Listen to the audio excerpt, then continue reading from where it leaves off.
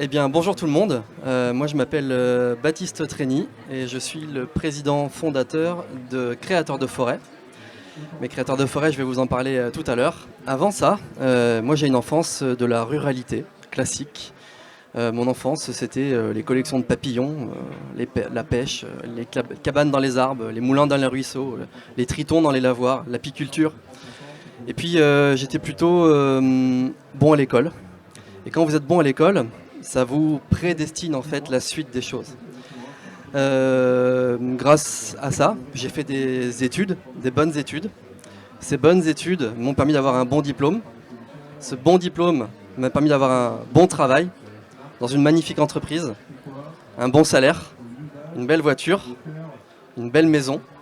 J'étais un manager, un professionnel dans la gestion de patrimoine. Et puis dans les produits financiers. Et la ruralité, les racines m'ont rattrapé très vite. À 37 ans, j'en ai 40 aujourd'hui, à 37 ans, avec la conscience écologique grandissante, je suis aussi devenu papa, je me suis posé des questions et j'ai commencé à comprendre que la nature que j'ai connue quand j'étais petit n'est plus la même aujourd'hui. C'est ce qu'on appelle l'érosion de la biodiversité, l'effondrement du vivant. Vous savez, le vivant, la biodiversité, les écosystèmes, les espèces, les individus. Tout va très vite, tout va pas bien. Nous changeons l'usage des sols, on pollue, on artificialise, on bétonne, on surconsomme. Le dérèglement climatique va trop vite. Et en 2020, j'ai décidé de faire ce que j'ai appris à l'école, créer une entreprise, mais au service d'une chose qui m'était chère. Et j'ai créé en 2020 Créateurs de Forêt. Alors Créateurs de Forêt, c'est quoi ? Créateurs de Forêt, c'est une entreprise, une société à mission, une entreprise solidaire d'utilité sociale, ESUS. On est aussi labellisé entreprise engagée pour la nature. Et puis, j'ai mon petit badge, on est une entreprise membre de la communauté du Coq Vert depuis 2021. Créateurs de Forêt, c'est une entreprise régénérative. Notre métier, c'est promoteur de biodiversité. Nous construisons, comme un promoteur, des projets de régénération de la biodiversité, de préservation de la biodiversité et de sensibilisation à la biodiversité en fédérant différents corps de métier. Écologues, scientifiques, agriculteurs, associations environnementales, paysagistes, pépiniéristes, lycées horticoles, lycées agricoles, sur des terrains qui appartiennent à des communes ou des intercommunalités, des terrains abîmés, dégradés. Notre métier, c'est d'aggrader les écosystèmes. Aggrader, c'est le contraire de dégrader. Ce sont des terrains que on va bloquer juridiquement pendant 99 ans. Ça, c'est notre innovation. On a une entreprise qui est fondée autour de ce dispositif. Tous les projets que l'on porte sont au moins bloqués juridiquement pendant 99 ans à des fins de préservation de la biodiversité. Et ce sont des terrains qui vivent, des projets qui vivent, qui sont financés grâce à des entreprises et des particuliers qui financent des mètres carrés de nos projets. Alors au début, quand j'ai créé ma boîte, on me prenait pour un fou, pour un utopique. Mais quand vous dites à un entrepreneur qu'il est fou, en fait, il a envie de vous montrer que justement, ce qu'il a envie de créer, c'est possible. Et de montrer que l'utopie n'est que la réalité finalement de demain. Aujourd'hui, on nous prend pour des ovnis. Créateurs de Forêt, à ce jour, en 4 ans, c'est 7 salariés. C'est 173 entreprises clientes qui financent nos projets. Plus de 1000 particuliers qui contribuent financièrement à nos projets. C'est plus de 100 associations partenaires, plus de 2000 personnes rencontrées bottes aux pieds dans nos projets, mais surtout, c'est 12 projets en 3 ans, parce que la 4e est en cours. En 3 ans, c'est 12 projets de régénération de la biodiversité sur 6 départements, Dordogne, Deux-Sèvres, Vienne, Bretagne, enfin Ille-et-Vilaine, Meuse, Charente-Maritime. C'est anecdotique. Ça, c'est pas anecdotique, c'est 25 hectares de biodiversité préservés pendant un siècle. Ce qui est anecdotique, c'est 14 000 arbres, parce qu'on aime autant l'arbre en tant qu'être vivant que les mares, que les prairies, que les bosquets. Donc effectivement, on plante parfois des arbres, mais pas que. Voilà, donc c'est ça, Créateurs de Forêt. Et moi, ce que je voulais vous proposer, c'était vous proposer une chose. C'est que je pense que le jour E peut être aussi le jour de l'émerveillement. Nous sommes des émerveillés. Nous ne sommes pas des éco-anxieux, mais nous sommes des éco-acteurs. Actuellement, on porte des projets dans le 33, dans le 16, dans le 17, dans le 85, dans le 79. On porte des projets sur 3 ans qui correspondent quasiment à plusieurs kilomètres de haies, quasiment une quarantaine d'hectares de biodiversité sur 3 ans, sur les 3 ans à venir. Je vous propose, à vous, entreprises et particuliers, d'être des émerveillés, d'être des amoureux du vivant. Parce que le vivant, pour le préserver, la meilleure manière de le préserver, le vivant, c'est de lui foutre la paix. Et la deuxième meilleure manière de le préserver, le vivant, c'est de l'aimer. Je vous propose d'aimer le vivant avec nous, de participer à nos projets. Alors je vous parle à vous, qui êtes probablement des cadres, des managers, des entrepreneurs, mais surtout, vous êtes tous et toutes ici des responsables. Alors il nous suffit juste de décider une chose, d'agir en responsabilité. Agir, c'est pas compliqué. Hein. Agir, c'est uniquement une prise de décision. Il est facile aujourd'hui de décider d'agir maintenant. C'est facile de dire, c'est encore plus facile de faire. Nous, notre métier, c'est de vous aider à faire. Alors on va sûrement pas rendre le monde, on va sûrement pas changer le monde, probablement pas, mais on vous demande de nous aider à contribuer à rendre le monde meilleur. Avec vos entreprises, avec les particuliers que vous êtes, contribuez à nos projets, venez vous émerveiller avec nous autour de nos projets, voir les projets que vous allez pouvoir faire sortir de terre avec vos collègues, venez planter des arbres avec nous si vous voulez. Vous allez voir les projets qui vont vivre pendant peut-être 99 ans grâce à vous. Imaginez dans quelques années, dans 3 ans, on se reverra, on aura fait quasiment 40 hectares de biodiversité préservés en France sur un siècle. C'est ça qu'on vous propose. C'est très facile de régénérer la biodiversité, il suffit juste de le faire maintenant. Et nous, c'est notre métier de vous aider à le faire. La question, c'est est-ce que je peux donner des exemples concrets ? Tout à l'heure, je disais qu'on construit des projets de préservation de la biodiversité sur des terrains abîmés.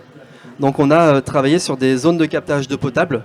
Ça, c'est un exemple concret, 1,5 hectare dans une zone de captage d'eau potable. C'est 2 puits qui alimentent des gens comme nous en eau potable, entourés de champs agricoles. Et donc, dans cette zone de captage d'eau potable, qui alimente 5000 personnes en eau potable, on a des traces de polluants, donc d'un pesticide, interdit depuis plus d'une quinzaine d'années sur le marché français, qui se retrouvent dans l'eau.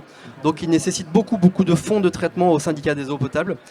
En fait, on a ramené des végétaux, parce qu'avec des végétaux, en fait, vous faites la phytoremédiation, vous dépolluez les sols par les végétaux, vous contribuez à améliorer la qualité de l'eau. Voilà, ça c'est concret. On a construit un projet de régénération d'un écosystème qui est sur une ancienne station d'épuration à côté, dans l'agglomération rennaise, à Verne-sur-Sèche. 1,5 hectare d'une ancienne station d'épuration qu'on a redonné vie finalement. Une ancienne décharge dans l'agglomération niortaise, donc décharge de déchets inertes, donc végétaux et gravats plutôt. Ça c'est la version officielle parce qu'en fait les anciennes décharges à ciel ouvert il y a quelques années, il n'y avait probablement pas que des végétaux. Donc c'est une décharge qui a été polluée, en fait, qui a été bâchée, qui a été remblayée. Nous on y a ramené des végétaux pour reconstruire un écosystème. Alors là-bas par exemple 1,5 hectare, 15 000 m². Sur cet écosystème là-bas, donc c'est une petite commune qui s'appelle Praec, dans l'agglo niortaise, on a planté, ce qui est vraiment très, très faible, 700 arbres. Arbres de hogets et arbustes, en différentes proportions, parce que chaque arbre va ramener tel ou tel insecte, tel ou tel oiseau, mais on n'a pas beaucoup planté d'arbres. Parce que là-bas, il y avait des ronciers que nous adorons. Un roncier, c'est une sorte de pépinière pour les pousses naturelles. Enfin, ça protège les pousses naturelles. Il y avait des orchidées aussi. Donc, des orchidées, c'est des végétaux qui ont besoin de soleil. Ramener des arbres dans un écosystème qui a déjà sa dynamique, vous pouvez contribuer à le déstabiliser. Donc, chaque projet est fait comme ça. Voilà. Et ça, c'est un projet qui a été financé, par exemple, par un club de sport professionnel, un club de rugby, un club à mission. Le projet à Rennes, dont je vous ai parlé sur l'ancienne station d'épuration, il a été financé par une trentaine d'entreprises. Alors, cette entreprise, ça va être un boulanger à la ferme, une esthéticienne, un coiffeur, ou alors une grosse entreprise comme comme la Maïf, là on a une entreprise qui est présente aujourd'hui, Rivadis autour de Thouars, Poujoula, une entreprise qui est cotée, qui est autour de Niort et qui fait des conduits inox. Tout type d'entreprise. On peut participer à nos projets à partir de 5 €. Tout le monde peut participer. Nous, notre objectif, c'est vraiment de fédérer tout le monde autour de ces projets et de les sensibiliser. Se servir de nos arbres pour sensibiliser. En fait, la question, c'est est-ce qu'on fournit des indicateurs et pour les entreprises un peu moins convaincues, t'as dit, c'est ça? Alors c'est vrai que quand je dis on a 173 entreprises clientes, on en a... faut dire que pour le moment, on touche beaucoup d'entreprises déjà convaincues. Quand même. Sachant qu'on ne vend pas de crédit carbone, pour répondre à la question, c'est pas défiscalisable, c'est vraiment déjà des engagements. Il y a 50% des boîtes qui quasiment ne communiquent pas à nos projets. Mais par contre, pour répondre à la question de l'indicateur, c'est quelque chose qui nous est très cher. Nous, au début, quand on a construit notre entreprise, on nous a dit on a besoin d'argent, nous, pour planter des arbres. Donc on nous a dit le marché du crédit carbone, c'est un marché, il faut y aller. Et puis effectivement, j'ai bossé ce sujet, on a même fait labelliser des projets sur le sujet du crédit carbone. Et j'ai pas voulu le vendre parce que de mon point de vue de porteur de projet, j'avais senti des failles. Je l'aime beaucoup, donc je vais pas le citer, mais il y a un entrepreneur qui me dit moi j'ai encore envie de faire mes séminaires au Maroc. Donc voilà, et je sais qu'il faut que je plante X arbres pour continuer à faire mes séminaires. Et en fait, moi en tant que porteur de moi mon rêve, c'est que ma boîte n'existe pas. Si notre boîte existe, c'est parce qu'il y a un problème et on a envie de proposer une solution. On n'a pas envie d'aider les entreprises à ne pas changer, mais on a envie d'aider les entreprises à changer. Ceci dit, le carbone, ça fonctionne, et c'est pour ça que je critique pas le sujet, parce que c'est un très bon indicateur. C'est pas compliqué, ça se calcule, ça se chiffre, et on a besoin, nous tous et toutes ici, d'indicateurs. Alors on a essayé de faire un indicateur plus global. Le carbone, c'est un service écosystémique, parmi tant d'autres, parmi les matières premières, parmi aussi la pollinisation, parmi le cycle de l'eau, il y a tout un tas de services écosystémiques. Et on s'est rendu compte aussi qu'un projet écologique comme le nôtre était aussi un projet social finalement. On faisait autant d'inclusion que d'insertion, on créait des emplois, on fait beaucoup de sensibilisation.